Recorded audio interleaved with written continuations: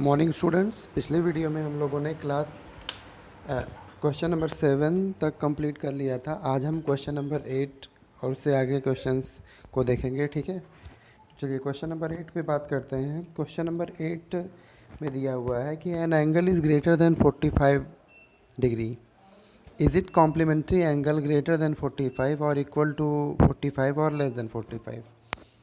मतलब ये आपसे कहा जा रहा है कि दो एंगल्स हैं और दोनों कॉम्प्लीमेंट्री हैं, तो इसका मतलब ये हो गया कि दोनों का सम 90 होगा। उसमें से एक एंगल जो है वो 45 से ग्रेटर है, उसकी वैल्यू 45 डिग्री से ज़्यादा है। तो दूसरा जो एंगल होगा उसकी वैल्यू क्या होगी? 45 से कम होगी, 45 के इक्वल होगी, या 45 से ज़्यादा होगी। तो चलिए इसको लगाएंगे कैसे, देख लेते हैं। क्वेश्चन नंबर 8 ऐसे आप लिखेंगे यहाँ पे, ठीक है। और उसके बाद में फिर हम मान लेते हैं लेट द एंगल्स बी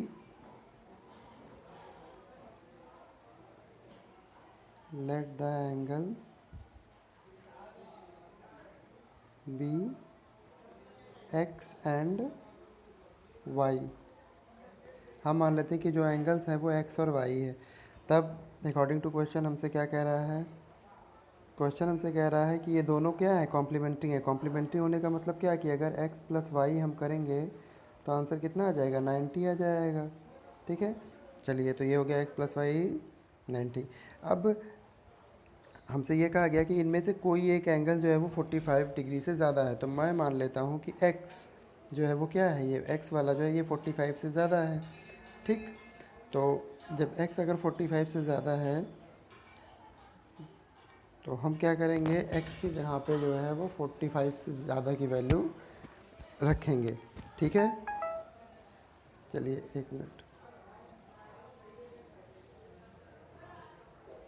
हाँ ठीक है, तो x के प्लेस पे क्या करेंगे, 45 से ज़्यादा की वैल्यू रख। चलिए वो मिट गया, कोई बात नहीं। यहाँ पे दोबारा से लिख देता हूँ मैं, x plus Y is equal to 90 degree. इसको मान लेते हैं इक्वेशन फर्स्ट, ठीक है ना। अब देखिए मैंने आपसे क्या कहा कि हमने माना है कि x जो है वो ग्रेटर देन 45 है। ठीक है, मतलब एक एंगल जो x है वो क्या है, 45 से ज़्यादा है। तो x इज़ ग्रेटर देन 45। अब ये जो इक्वेशन है x इज़ ग्रेटर देन 45, इसमें अगर हम आपसे कहें कि दोनों तरफ y ऐड कर दो, ऑन ऑन एडिंग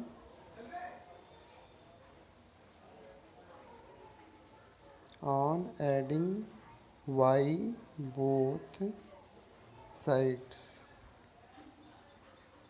दोनों तरफ y ऐड करने पे, तो जब दोनों तरफ y ऐड करोगे आप तो लेफ़्ट में क्या हो जाएगा, x प्लस वाई, फिर ग्रेटर का साइन है तो ग्रेटर का साइन, यहाँ क्या है 45 और प्लस इधर भी y ऐड हो जाएगा। ठीक है, तब यहाँ देखिए आप x प्लस वाई लिखा हुआ है, x प्लस वाई की जगह हम क्या लिख सकते हैं, 90 लिख सकते हैं ना। तो याद रखिएगा, मैं इसे मिटा दे रहा हूँ अभी। तो उधर x प्लस वाई की जगह क्या लिख सकते हैं, 90। तो 90 इज़ ग्रेटर देन यहाँ 45 प्लस वाई। अब 45 को उधर लेके जाएंगे यहाँ पे, ठीक है। तो कितना हो जाएगा आपका, 45 इधर आके माइनस हो जाएगा, तो ये हो जाएगा 90 माइनस 45। ग्रेटर का साइन है, ग्रेटर वाई। तो 90 माइनस 45 कितना आ जाएगा, 45। और ये देखिए अब ये आ गया साइन आपका, और ये वाई। अब ये देखिए यहाँ वाई के पास में क्या लगा है, लेस देन। वाई के साथ क्या लगा है, लेस देन। इसका मतलब कि वाई जो है वो क्या होगा, छोटा होगा। किससे छोटा होगा, 45 डिग्री से। तो सिंपल सी बात है कि आपको पता है कि दोनों कॉम्प्लीमेंट्री एंगल अगर सेम होते हैं तो दोनों की वैल्यू 45 होती है। अब उसमें से अगर एक की वैल्यू अगर आप 45 से ज़्यादा कर दोगे तो जाहिर सी बात है दूसरा क्या हो जाएगा, 45 से कम। लेकिन मैंने आपको ये लगा करके दिखाया कि आपको अगर क्वेश्चन आ जाता है तो लगाना कैसे है। ठीक है, ओरली तो आप बता सकते हो, लेकिन लगाने की बात आएगी तो आप इस तरीके से लगा करके दिखाएंगे। तो यहाँ क्लियर हो गया कि अगर एक की वैल्यू आपकी 45 से ग्रेटर है तो दूसरे की वैल्यू क्या हो जाएगी, 45 से लेस होगी। तो यही आपका आंसर हो गया। ठीक है, चलिए बात करते हैं हम अगले क्वेश्चन की, क्वेश्चन नंबर 9 में। देखिए क्वेश्चन नंबर 9 में यहाँ फिगर गिवन है आपका, और इस फिगर में से क्वेश्चंस पूछे गए हैं, आपको उसका आंसर बताना है। चलिए तो देखते हैं क्या है इसमें। पहला क्वेश्चन देखिए, is angle 1 adjacent to angle 2। मतलब एंगल 1 और एंगल 2 क्या एडजेसेंट एंगल है, ये पूछ रहा है आपसे। तो चलिए देखते हैं। एंगल 1 ये हमारा यहाँ बन रहा है, देखिए ए ओ सी, ये वाला एंगल एंगल 1 है। और एंगल 2 हमारा है COE ये वाला एंगल 2 है, ये 1 है और ये 2 है। तो बताइए एडजेसेंट है या नहीं? हाँ बिल्कुल एडजेसेंट है। क्यों? क्योंकि एडजेसेंट एंगल की प्रॉपर्टी होती है कि एक कॉमन आर्म होना चाहिए। तो ये देखिए ये कॉमन आर्म हो गया, ठीक है ना। और दोनों एंगल किस कॉमन आर्म के अगल बगल बनने चाहिए। तो देखिए 1 इधर बन रहा है, 2 इधर बन रहा है, और एक कॉमन वर्टेक्स होना चाहिए। तो ये जो है यहाँ पे ओ ये वाला ये कॉमन वर्टेक्स भी है, ठीक है। तो आप क्या लिख देंगे? पहले वाले में लिख देंगे यस, ठीक है ना, कि हाँ ये दोनों एडजेसेंट एंगल हैं, ठीक है। ऐसे ही सेकंड वाला क्या कह रहा है? Is AOC adjacent to AOE?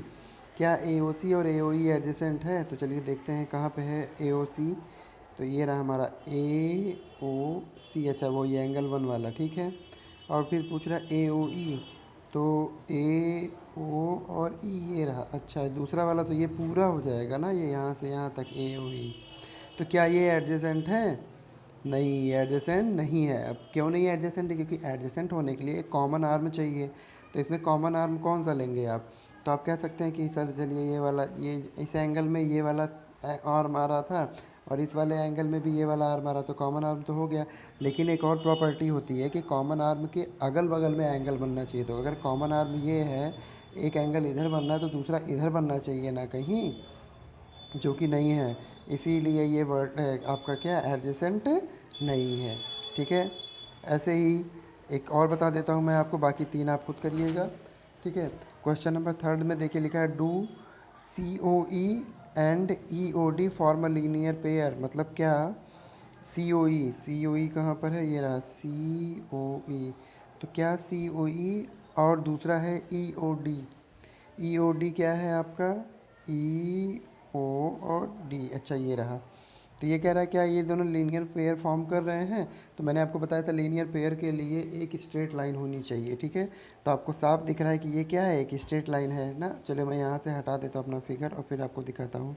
ये देखिए ये COD एक स्ट्रेट लाइन है कि नहीं है? और इस पे एंगल आपका बन रहा है एक COE वो वाला, मतलब ये देखिए ये वाला एंगल।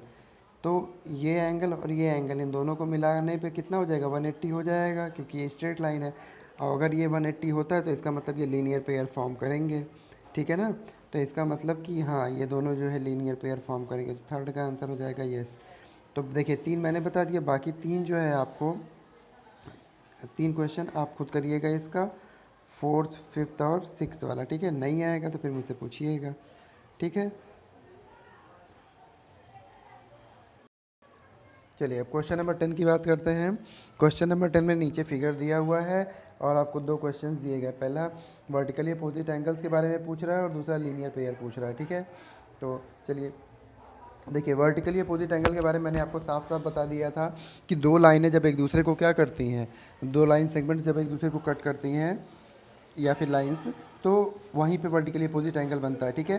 तो यहाँ देखिए आप देख सकते हैं एक लाइन तो ये आपको दिख रहा है सीधा है, ठीक। ऐसे एक लाइन यहाँ पे भी दिख रहा है सीधा है, ठीक है। लेकिन ये जो है ये लाइन है क्या? ये वाला जो अभी मैंने लास्ट में ड्रॉ किया ये वाला, ये क्या लाइन है? नहीं, ये लाइन नहीं है, लाइन सेगमेंट है। क्यों? क्योंकि ये इस पॉइंट से स्टार्ट हो रहा है, इस वाले पॉइंट से। अगर ये पूरा इधर पीछे होता तब ये लाइन होता, ठीक है। तो फिलहाल ये वाला जो है ये लाइन नहीं है, जबकि ये एक रे है। तो हमें क्या करना है? हमें इसी को हटा देना है। अगर ये हम हटा देंगे तो बाकी के जो एंगल्स होंगे वो वर्टिकली अपोजिट एंगल होंगे। तो चलिए इसे मिटा देते हैं, ठीक है। ये लीजिए ये मिट गया आपका। तो ये दोनों लाइनें जो हैं इन पे जो एंगल्स बन रहे हैं वही वर्टिकली अपोजिट एंगल होंगे। तो आपको साफ दिख रहा होगा यहाँ पे एंगल 1 है, तो एंगल 1 इसके वर्टिकली अपोजिट कौन है? एंगल 4। तो angle 1 is equal to angle 4, ये हो जाएगा वर्टिकली अपोजिट। और फिर यहाँ पे एंगल क्या है? 5 है, तो एंगल 5 इधर हो जाएगा। इसके वर्टिकली अपोजिट क्या हो जाएगा? इसके वर्टिकली अपोजिट हो जाएगा 2+3, क्योंकि ये देखिए यहाँ 2 और 3 दोनों है, ध्यान दीजिएगा। तो 5 के इक्वल हो जाएगा आपका एंगल 2 प्लस एंगल 3, ठीक है। और यहाँ बगल में ऐसे ब्रैकेट लगा करके लिख दीजिएगा वर्टिकली अपोजिट एंगल। ये देखिए वर्टिकली, आप ये इसको लेफ्ट साइड में लिखिएगा, मेरे पास लेफ्ट में जगह नहीं इसलिए मैंने यहाँ राइट में लिख दिया, सॉरी आप राइट में लिखिएगा, मेरे पास जगह नहीं थी राइट में इसलिए मैंने लेफ्ट में लिख दिया। वर्टिकली अपोजिट एंगल का शॉर्ट फॉर्म होता है VOA, ठीक है। तो आप VOA ही लिख सकते हैं, चाहे तो आप पूरा वर्टिकली अपोजिट एंगल लिखिएगा, कोई दिक्कत नहीं है, ठीक है। तो ये क्लियर हो गया ना आपका कि वर्टिकली अपोजिट एंगल इसमें कौन कौन से हैं? चलिए अब बात करते हैं लीनियर पेयर की। तो लीनियर पेयर में मैंने आपको बताया था कि एंगल्स का जो सम होना चाहिए वो कितना होना चाहिए, 180 होना चाहिए, ठीक है। तो लीनियर पेयर में कौन कौन सा है, और वो भी इस स्ट्रेट लाइन पे बनता है। तो यहाँ देखिए ये एक स्ट्रेट लाइन आपको दिख रही होगी, तो इसमें एंगल 1 और ये आपका रे हो गया, और ये एंगल 5। तो 1 और 5 ये क्या बना रहे हैं, लीनियर पेयर बना रहे हैं। क्यों, क्योंकि angle 1 plus angle 5 is equal to 180 है ना आपका यहाँ पे। चलो, तो ये आपका हो गया लीनियर पेयर, ठीक है। ऐसे ही और कहाँ लीनियर पेयर बन रहा है, तो इसको हटा देते हैं। और लीनियर पेयर के लिए आपको स्ट्रेट लाइन चाहिए, तो एक स्ट्रेट लाइन ऊपर वाला हो गया था, अब एक स्ट्रेट लाइन ये आपका है, तो इस पे भी तो एंगल बन रहे हैं आपके। तो ये देखिए 4 और 5 ये भी लीनियर पेयर बना रहा है। तो angle 4 plus angle 5 is equal to 180 लिख दीजिएगा, ये भी आपका क्या हो जाएगा, लीनियर पेयर हो जाएगा, ठीक है। तो इस तरीके से आप देख रहे हैं कि लीनियर पेयर भी कितना आसान है, ठीक है। तो आई थिंक आपके समझ में आ गया होगा, ठीक है, कि लीनियर पेयर कैसे फाइंड आउट करते हैं। अब चलते हैं अपने अगले क्वेश्चन पे, क्वेश्चन नंबर 11 पे, ठीक है। क्वेश्चन नंबर 11 में पूछ रहा है कि in the following figure is angle 1 is adjacent to angle 2, give reason. मतलब कह रहा है कि इस फिगर में, ये जो नीचे फिगर बना हुआ इसमें एंगल 1 और एंगल 2 क्या ये दोनों एडजेसेंट एंगल हैं, अगर हैं तो फिर रीज़न दीजिए, और नहीं है तो भी रीज़न दीजिए। तो चलिए हम देखते हैं कि यहाँ पर पहली बात तो एडजेसेंट एंगल की प्रॉपर्टी आपको पता होनी चाहिए। तो एडजेसेंट एंगल की प्रॉपर्टी ये होती है कि एक जो होता है आपका कॉमन आर्म होता है, ठीक है, और कॉमन वर्टेक्स होता है। तो अगर हम बात करें यहाँ पे, तो यहाँ पे ये देखेंगे ये वाला एंगल जो है, इसमें एंगल 1 में एक साइड ये मिल रहा है, एक साइड ये मिल रहा है, याद रखिएगा आप, ठीक है। मैं हटा देता हूँ, हाँ। और दूसरा एंगल जो है हमारा वो यहाँ से बन रहा है, यहाँ से यहाँ बन रहा है, ये एंगल 2, ठीक है। इसमें भी एक साइड ये मिल रहा है और एक साइड ये, तो एक साइड कॉमन तो मिल गया हमको, चलो ठीक है। तो इसका मतलब कि क्या ये एडजेसेंट है, नहीं, अभी हमें कॉमन वर्टेक्स चाहिए। कॉमन वर्टेक्स का मतलब एक ही पॉइंट पे दोनों एंगल बने, लेकिन यहाँ ऐसा नहीं हो रहा है। क्यों, क्योंकि एक एंगल हमारा इस पॉइंट पे बन रहा है यहाँ पे, ठीक है, जबकि दूसरा एंगल हमारा इस पॉइंट पे बन रहा है यहाँ पे, ठीक है ना। तो ये कॉमन वर्टेक्स हमको नहीं मिल रहा है, इसलिए ये एडजेसेंट एंगल नहीं होंगे। देख लीजिए आप साफ, एक का वर्टेक्स यहाँ पर है और एक का वर्टेक्स आपका यहाँ पर है। तो जब वर्टेक्स अलग अलग है तो फिर ये एडजेसेंट कैसे हो सकते हैं। तो आप लिख देंगे कि एंगल 1 इज़ नॉट एडजेसेंट